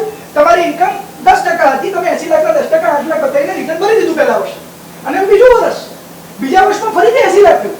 ના તમે લાભ લીધો છે. તમે લાભ લીધો હોય તો I am sorry then the things are difficult. પણ આ તમારું પહેલું વર્ષ છે. પહેલી વખત તમે બિઝનેસ શરૂ કર્યો. સર प्रोविजन सबसेक्शन 4 ये कह रहा है कि एक बार घर से बाहर गए तो हम आने नहीं देंगे. सर मैं घर में आया कब था? I hope my point is getting clear. So if it is a first અને આ કેમ અગત્યનું થાય? ઘણા બધા લોકો 2020-21 ખબર છે ઘણા બધા લોકો શેર બજારમાં પોતાના હાથ અજમાયા છે. lot of people have earned and lot of people could not earn. Right? lot of people have earned, lot of people have earned.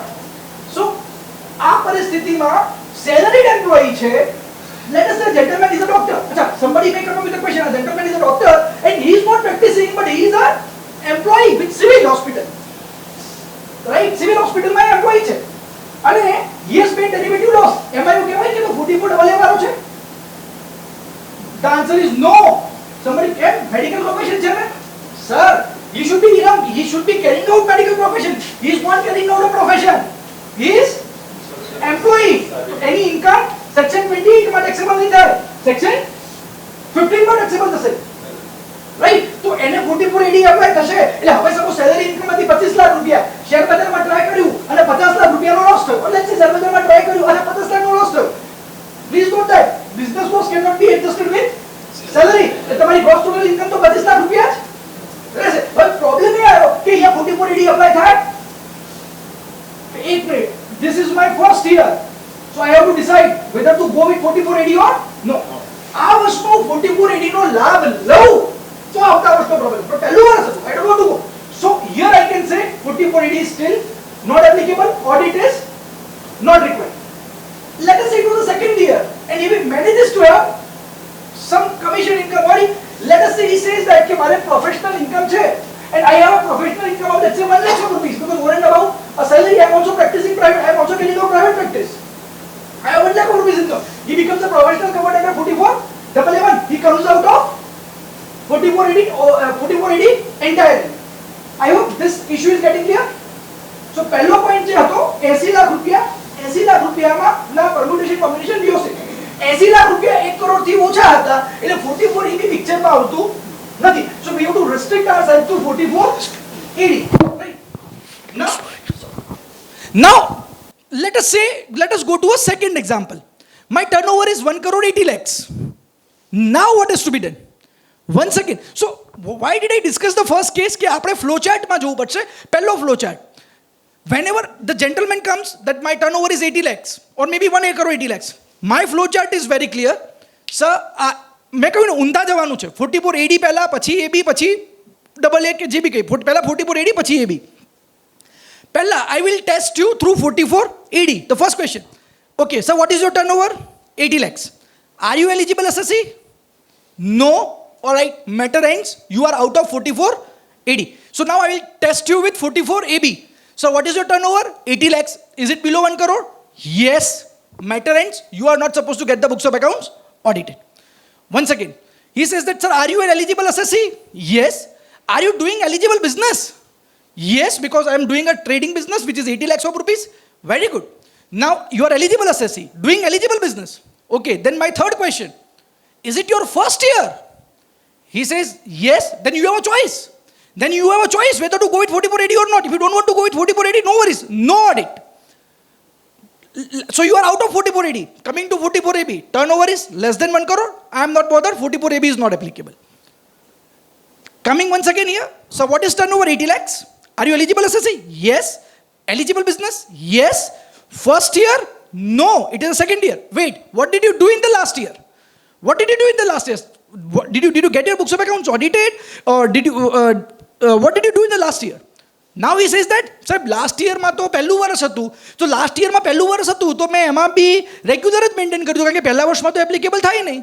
Yes, તો હવે બીજા વર્ષમાં sir once again you are not entered inside, so where is the question of going out?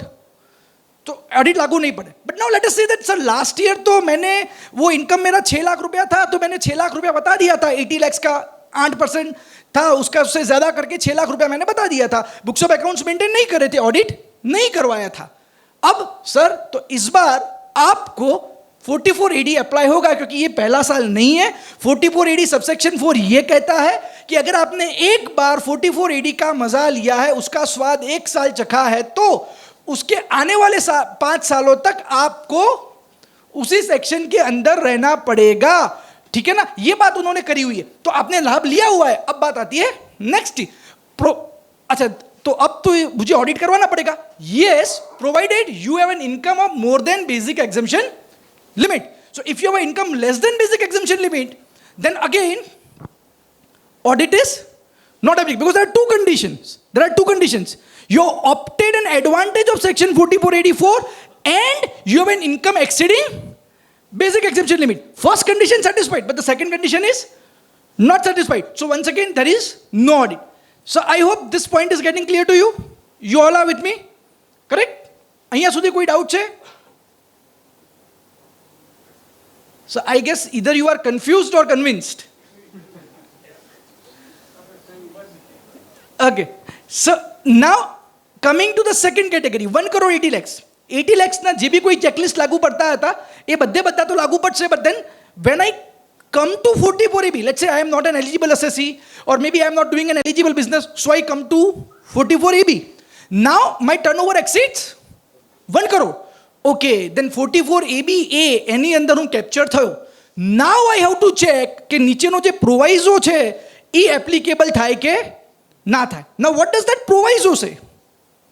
The proviso says that the limit shall be 10 crore rupees, provided, limit is going to be 10 crore rupees, provided મારી મારી cache receipt total રિસીટના 5% કરતાં ઓછી હોય અને total cash payment total પેમેન્ટના 5% કરતાં ઓછા હોય.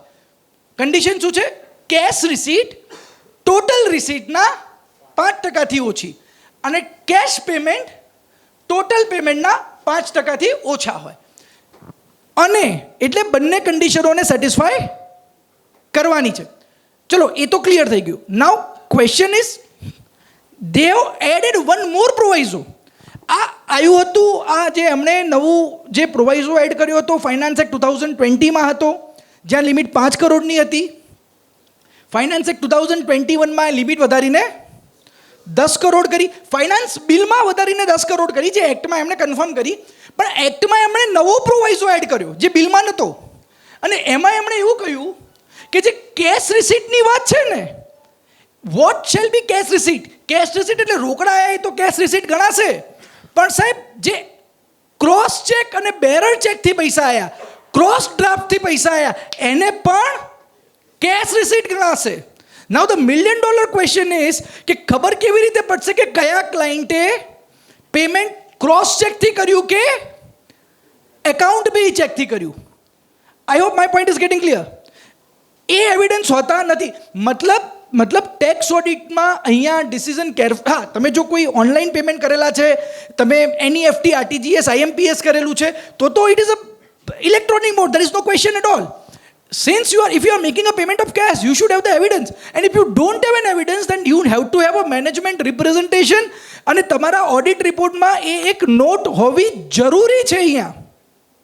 અહીંયા નોટ હોવી જરૂરી છે કે we have been provided that the assessee has informed us that this is our total turnover, this is our total receipt, આમાંથી કેશ રિસીટ આટલી છે, કેશ પેમેન્ટ આટલું છે, અને બધું જ પેમેન્ટ એકાઉન્ટ પે ચેક કે cross account pay bank draft દ્વારા કરવામાં આવ્યું છે. એ તમારામાં મેનેજમેન્ટ રિપ્રેઝન્ટેશનમાં બહુ જરૂરી છે ને. અને વન્સ અગેન મેનેજમેન્ટ રિપ્રેઝન્ટ લેવાથી બચાવ થતો નથી. બટ પ્લીઝ નોટ દેટ આ પરિસ્થિતિમાં તમે એમાં એક લાઈન આગળ એડ કરી શકો છો કે એસએસસી પાસે સફિશિયન્ટ ડેટા ન હોવાથી અમે આના ઉપર આ રેકોર્ડ ઉપર રિલાય કરેલું છે, so that those who are doing a tax audit or those who are getting it done they can save their skin. So જ્યારે આ પ્રોવાઇઝો આવ્યો ત્યારે ઘણા લોકોનું એવો ઓપિનિયન હતો, બહુ ચિંતા નહીં કરવાની, આપણે ઓડિટ કરાવી નાખવાનું, આ બધું ગણવામાં નહીં જવાનું, આપણે ઓડિટ કરાવી નાખવાનું. I said, so far so good, ખોટું નથી. But then there is going to be an issue. He said, what? I said that કે જ્યાં સુધી ટેક્સેબલ ઇન્કમ હશે ને તમે ઓડિટ કરાવશો મને કંઈ વાંધો નથી, પણ જો ભૂલે ચૂકે લોસ હશે, late us take an example, એનું ટર્નઓવર 2.5 કરોડ રૂપિયાનું છે અને એમાં લોસ છે. હવે વેલકમ સર, લેટ અસ સે ટર્નઓવર 2.5 કરોડ રૂપિયાનું છે અને 2.5 કરોડ રૂપિયાના ટર્નઓવરમાં એમને લોસ છે. હવે છે તો લોસ હોય તો રિટર્ન ઇન ટાઈમ ફાઇલ થવું જોઈએ. Correct? Return in time file થવું જોઈએ. And let us assume that the return has not been filed in time. કારણ કે તમે એવું માન્યું હતું કે ઓડિટ કરાવી દઈશું એટલે ટેક્સ ઓડિટવાળી ડ્યુ ડેટ જે ડિસેમ્બર કે જાન્યુઆરી છે એ ડ્યુ ડેટ લાગુ પડશે. But ideally the due date was not that. The due date was the original due date that is applicable to a non-audit case. Now, despite audit was not applicable, you got the books of accounts audited. એનાથી તમારી due date વધશે નહીં. સો આવા કેસમાં જ્યાં loss હોય બી more clear. અથવા alternatively what do we advise in those cases કે જ્યાં કન્ઝર્વેટિવ રહીને ઓડિટ જો કરાવવું જ હોય તો ઓડિટ કરાવો, પણ જે નોન ઓડિટ કેસની ડ્યુ ડેટ છે એના પહેલાં અપલોડ કરી દો, એટલે ડિપાર્ટમેન્ટ કોઈ પણ સાઇડનું સ્ટેન્ડ લે, you can be benefited. Right. So that is what I wanted to highlight with this example. So 1,80,00,000 અહીંયા 5% લિમિટ. હવે 5% લિમિટમાં શું છે? Cash receipt. તો એક વસ્તુ આવી ગઈ, cross cheque, cross draft is a cash. Right. એટલે તમારે ન્યુમરેટરમાં લઈ લેવાનું. The moment you increase your numerator, તમારો ઉપરનો ન્યુમરેટર વધશે, એવું ઓટોમેટિકલી તમારું 5%ની ઇમ્પેક્ટ હલવાનું ચાલુ થશે. હવે અહીંયા આવે ઇશ્યુ, બેંકમાંથી પૈસા ઉપાડ્યા અને કેશ રિસીટ કહેવાય? કેમ? આ કેશ આવી ને?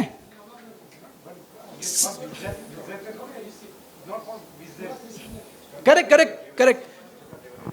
Perfect. So that's really great. So many views are coming in. Sir, what did you say? સરનો એવો કોઈ પોઈન્ટ છે કે બિઝનેસ રિસીટ નથી. 44AB માં કેશ રિસીટમાં ક્યાંય એવું લખ્યું છે it should be a trading receipt? Sir, it can be any receipt. Let a partner brought in the cash. એ કવર થઈ જશે. Not necessary it has to be a trading receipt. જરૂરી નથી એ ટ્રેડિંગ રિસીટ હોય, જરૂરી નથી એ રેવન્યુ રિસીટ હોય. It can be a capital receipt. It could be any reason. I sold fixed asset, I got money. I sold immovable property, I got cash. 2 lakh થી બધું ના લઈ શકે, but let us assume that કે 1.5 લાખ રૂપિયા cash આવી. That the money came in. Whatever cash comes, by whatever forms comes, that is covered. But now if we talk about cash withdrawal from a bank, it is not a receipt, it is withdrawal, because money is coming from my account to my pocket. We can't say it is not applicable because it is not a receipt. We say it is not applicable because money is coming from my account to my pocket. That's why it is not a cash receipt. Number 1. Number 2, branch transaction. એક બ્રાન્ચમાંથી બીજી બ્રાન્ચમાં cache ગઈ. Would it be a cash receipt? No. Why? Because we are trying to cover bilateral transaction. It is a unilateral transaction. Once again, it was a transaction with myself. Let us take a third case. Loan હતી અને જેવીથી સુલટાઈ દીધી. Loan જેવીથી સુલટાઈ દીધી, loan હતી જેવીથી સુલટાઈ દીધી, એને cash payment કહેવાય? સાહેબ, આ એવો સવાલ છે ને, તમારે જે આન્સર આપવો આપે, કારણ કે હાઈકોર્ટ વેચાયેલા છે. વેચાયેલા છે. દિલ્હી હાઈકોર્ટનું એવું કેવું છે કે ના ગણાય. બોમ્બે હાઈકોર્ટનું એવું કેવું છે ગણાય. જેને જે કહેવું હોય કે અમદાવાદ ટ્રાઇબ્યુનલે કીધું ના ગણાય. Now coming to the logic, I go by Ahmedabad tribunal and Delhi high court, not because it is favourable, but then logic stands. Logic સેક્શનનું એવું છે, સો આઈ હેવ ટાઈમ છે ને થોડું 5-10 મિનિટ્સ, શ્યોર. લોજિક આની પાસે એવું છે કે સેક્શન આવ્યું હતું ત્યારે મેં તમને કહ્યું કે આ સેક્શનમાં 1984 કે 5થી આવ્યું હતું એના પેનલ્ટીનું, અને એ સેક્શનની અંદર લોજિક એવું હતું કે they want to cover the cash transaction so that a terrorism can be control. અહીંયા કયું ટેરરિઝમ આવ્યું? જેવીથી લોન સુલટાઈ, એમાં કયું ટેરરિઝમ આવ્યું? So you to go by a logic, you have to go by the logic through which the law has come. So with this I tried to cover the applicabilities of tax audit from a multiple point of views. 44AB, 44AD, 44AA, interplay of 44AB and 44AD. It was in fact indeed a pleasant discussion and deliberation with you. If I have said something somebody might have felt hurt, I convey my sincere apologies for that.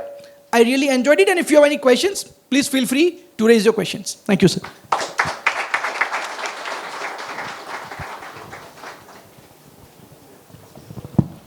મિત્રો, કોઈને કંઈ સવાલ હોય ઓડિટને લગતા તો still we have 5 minutes during the deliberations. તો સવાલ હતો, હા, કડિયા સર પ્લીઝ.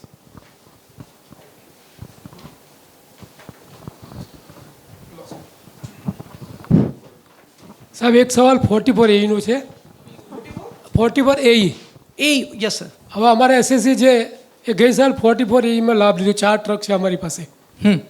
પણ ચાલુ સાલે શું થયું છે, એ 4 ટ્રકની WDV 5 લાખ થાય છે, અને એને એક ટ્રક વેચી દીધી, એમાં 18 લાખ રૂપિયા મળ્યા એને. બરાબર છે. એટલે પ્રોફિટ થયો. એટલે હવે ચાલુ સાલે એનું ટર્નઓવર 20 લાખ રૂપિયા છે. હવે એ પોતે 44A નો લાભ લેવા જાય છે, તો જે ટ્રકનો નફો થયો એને કઈ રીતે બતાવો એક વસ્તુ, અને 44 એનો લાભ મળે કે કેમ.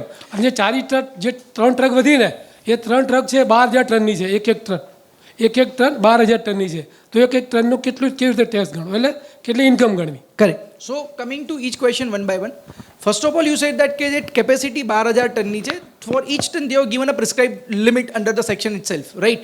તો એ સેક્શન તમે એપ્લાય કરીને તમે એ લિમિટ ઉપરથી તમે ઇન્કમ અરાઈવ કરી શકો છો. નાઉ ધ ઇશ્યુ ઇઝ કે જે મેજર ઇશ્યુ તમારો એવો છે અહીંયા કે મેં ટ્રક વેચી તો એનાથી શું. નાઉ અન્ડરસ્ટેન્ડ ધ પોઈન્ટ કે જ્યારે તમે આ સેક્શનમાં જાઓ છો ત્યારે it is presume that the depreciation is allowed, right.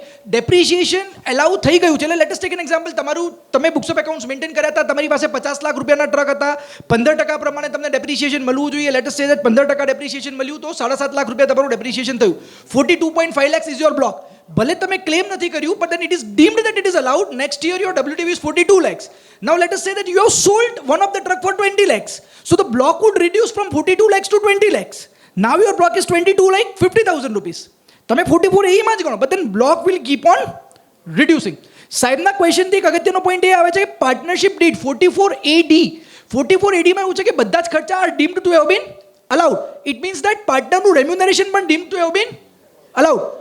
સાહેબ તો એ deem to have been allowed તમે કહો તો પછી પાર્ટનરના હાથમાં ટેક્સ નહીં થઈ જાય. So if you are having a partnership firm, make sure that you have a clause which says that partners shall be entitled to a remuneration as per the limits prescribed under section 40B. However, it would be subject to mutual understanding. જો mutual understanding વાળું clause હશે in that particular case there won't be a problem. કારણ કે Gujarat high court અને Ahmedabad tribunal has taken a view if it is subject to mutual understanding it is not mandatory to provide remuneration, right. Otherwise it can be a problem. મારું નથી હવે સાહેબ, મારું શું કહેવું છે, જે 8 લાખ પ્રોફિટ થયો એનું શું કરવું એમ મારું કેવું છે. 44 એમાં જવાય કે કેમ? 8 લાખનો પ્રોફિટ તમે કેવી રીતે અરાઈવ કર્યો? આમાં જો WDV મારી 5 બધી ટ્રક છે, એ બધી ટ્રકમાંથી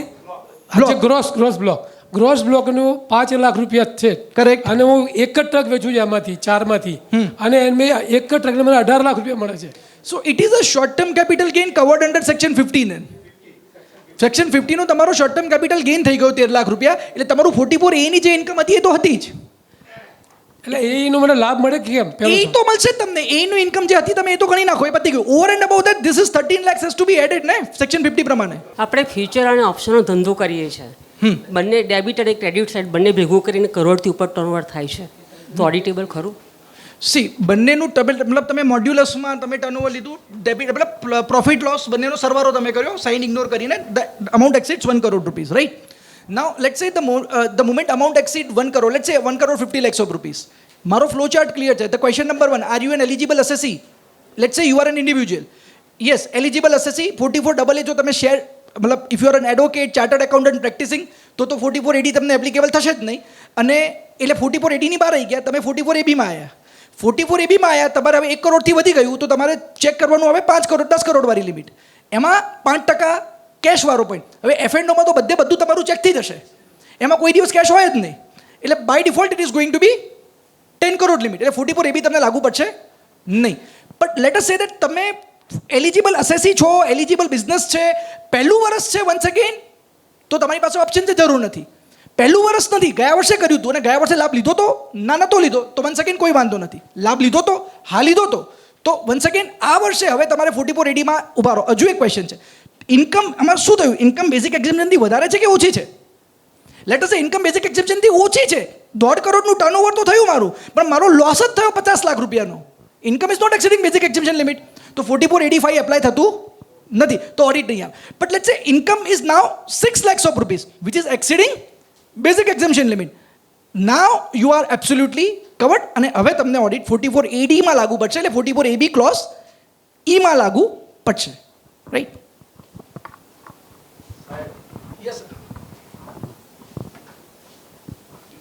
એક વેપારી ધંધાકીય પ્રવૃત્તિ કરે છે, નોટ પ્રોફેશનલ ટ્રેડિંગ. હવે એને વેચાણ 2 કરોડ 10 લાખ થયું, એની ઇન્કમ ટેક્સેબલથી વધારે છે, પણ એને કેશ ટ્રાન્ઝેક્શન છે ને 5%થી વધારે છે તો એને ઓડિટ કરાવવું પડે. યસ. સો સૌથી પહેલાં વન્સ અગેન 2 કરોડથી વધારે તમારું ટર્નઓવર છે એટલે 44 એડીની તમે બહાર આવી ગયા. તમે 44 એબીમાં આવ્યા. 44 એબીમાં લિમિટ 1 કરોડ અથવા 10 કરોડ, રાઈટ? 1 કરોડથી ઉપર છો એટલે મારે પ્રોવાઇઝો ચેક કરવો પડે. તમે પ્રોવાઇઝોમાં હિટ થતા નથી એટલે તમે 2 કરોડ 10 લાખ રૂપિયા તમારું થયું એટલે obviously you have to get the books of accounts audited under 44 AB clause A, right? Somebody can take a view કે મારું ટર્નઓવર 1 કરોડ 99 લાખ રૂપિયા છે અને 8%થી ઇન્કમ ઓછી છે એટલે ઓડિટ કરાવવાની ફરજ પડે છે બીજા બધા પરમ્યુટેશન નહીં કરતા. એક કામ કરું, હું 1 કરોડ 99 લાખ છે, 2 લાખ રૂપિયાનું ટર્નઓવર ઊભું કરી દઉં તો 2 કરોડ 1 લાખ રૂપિયા થઈ જાય અને લેટ અસ અસ્યુમ કે 5% વાળી કન્ડિશન ફૂલફિલ થઈ જાય છે તો can I come out of audit? Logically the answer is yes. Suppose in one person have a salary income and also F&O loss around 2 lakh and turnover below 40 lakh F&O, whether liable to audit? Salary income કેટલું છે? 12 lakh. 13 lakh salary income છે. Salary income સામે business loss set off થશે નહીં. મારી gross total income exceeds basic exemption limit, right? Now one second, એફએન્ડોમાં પહેલો criteria ગયા વર્ષે એફએન્ડો હતું કે પહેલું વર્ષ છે? નહીં, ગયા વર્ષે હતું. ગયા વર્ષે 44 એડી લીધું હતું કે નહોતું લીધું? ગયા વર્ષે ઓડિટ કરાયું હતું. 44 એડી લીધું હતું કે નહોતું ના, લીધું? નહોતું લીધું. 44 એડી નહોતું લીધું અને ઓડિટ કરાયું હતું. સો લોજિકલી સ્પીકિંગ આ એ ઇન્ટરેસ્ટિંગ કેસ એવો આવ્યો કે જ્યાં ગયા વર્ષે તમને ઓડિટ લાગુ નહોતું પડતું તેમ છતાં તમે ઓડિટ કરાયેલું હતું જે આઈડિયલી કરાવવાની જરૂર નથી. તો હવે આ વર્ષે શું કરવાનું? ફરીથી ભૂલ કન્ટિન્યુ કરવાની? હવે સી, આ પરિસ્થિતિમાં કન્ઝર્વેટિવ વ્યૂ લેવો જોઈએ, લિટિગેશનમાં ના પડવું જોઈએ. ઓડિટ કરાવો અને ડ્યુ ડેટ રિટર્ન જે નોન ઓડિટ કેસની રિટર્ન બાય ડ્યુ ડેટ પહેલાં ફાઇલ કરો. કારણ કે academically speaking, strictly speaking, audit is not applicable to you but you are getting it done conservatively. So please make sure that you are doing it, getting your books of accounts audited, but before and filing return before that individual return wala due, I mean non audit case wala due date. Clear થાય છે sir? Thank you. Pleasure. મારે એક audit ડેટની એક confusion છે કે એમાં એવું છે કે એક બે સીએ અલગ અલગ આન્સર આપેલા છે કે જે મેઇન એકાઉન્ટિંગ મેન્ટેન કરે છે કે જે મેન સીએ કરે છે એ બંનેને કોઈ ક્રિટિકલ ઇન્ટેલિજન્સ થઈ અને એને જે ઓડિટ કરવાનું આવ્યું ત્યારે એને હાજર નહોતા. તો એ કેસમાં મને એક સીએ એવું કીધું કે આપણે 31 માર્ચ સુધી નેક્સ્ટ ડેના કરી શકાય. તો એ સાચી વાત છે? સર, ઓડિટ તમે ડ્યુ ડેટની અંદર કમ્પ્લીટ ના કરો તો પેનલ્ટી લાગે. પેનલ્ટી જો સેક્શન 273B અંતર્ગત રિઝનેબલ કોઝ હોય તો પેનલ્ટી ના લાગે. Requested past president, Mr. N.D. Patel, sir, to offer a memento to eminent speaker, C.A. Jignesh Parikh, sir.